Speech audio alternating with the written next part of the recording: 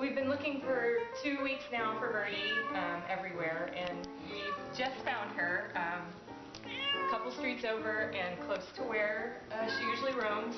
We were looking, I guess, for maybe about 3.5 hours tonight, and Kim just shined the light over in her little eyes, and she popped right out, and there she was. Despite calling and calling for her, Hey, little bird. there she is. Hi, honey. You're home. There's her little Come black here. mitten. Hi, come here. You're home. You're home. You're home. Come go. BIRDie. Oh, where have you been? Look at all your birds. She doesn't even look that bad. Does she feel any lighter? I know, somebody's she's been mad feeding at her. me. Come here. Has someone been feeding you? Oh, she looks great. Come here. BIRDie.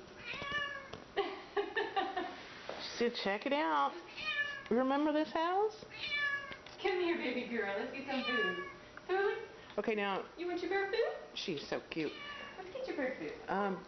Feed her very slow and gradual in case she's been starving.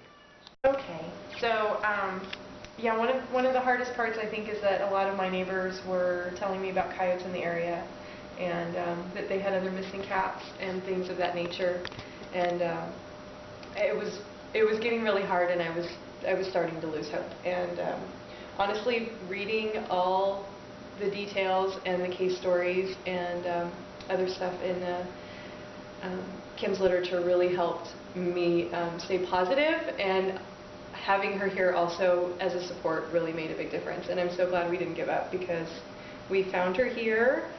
She was just down the street a few blocks and was completely unharmed and totally fine, and just needed a minute to remember that this was her home. Oh, why are you growling? It's okay, BIRDie. I think she's done.